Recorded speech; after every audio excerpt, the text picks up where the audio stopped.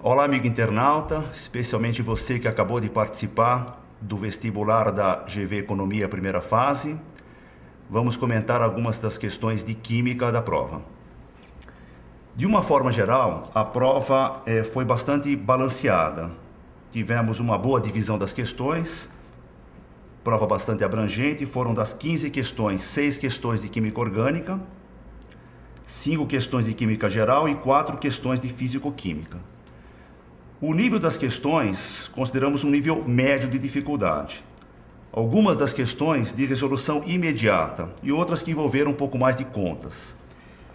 Podíamos citar algumas dessas questões imediatas, por exemplo, a questão 111 é uma questão de reconhecimento de funções orgânicas. Então o aluno era só olhar a questão e já reconhecer quais eram as funções, a questão já estava feita. A questão 113, uma questão de identificação do monômero do polímero polipropileno, era só observar entre as alternativas. A questão 114 era uma questão de identificação do tipo de reação orgânica, uma questão imediata.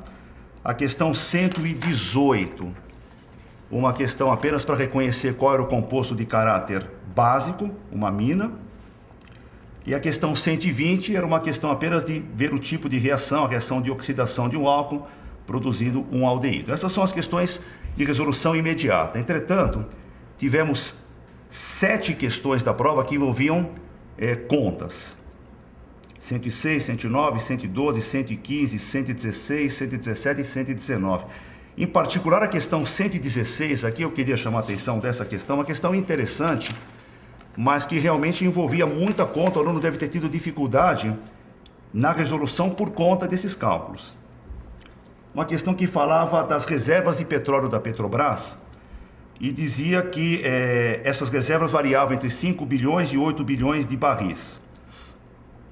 Era para pegar o valor mínimo, 5 bilhões de barris, aí cada barril 159 litros, aí fazia uma multiplicação para ver o volume de gasolina, aliás, de petróleo, depois 20% disso, que era o volume da gasolina, depois ainda tinha que multiplicar pela densidade da gasolina, e aí começava uma questão de cálculo estequiométrico, no qual ele tinha que relacionar a gasolina C8H18 com o gás carbônico, C8H18, 8 de CO2, aí fazia um cálculo estequiométrico. No final, chegava a resposta, mas uma questão que a gente considerou bastante trabalhosa.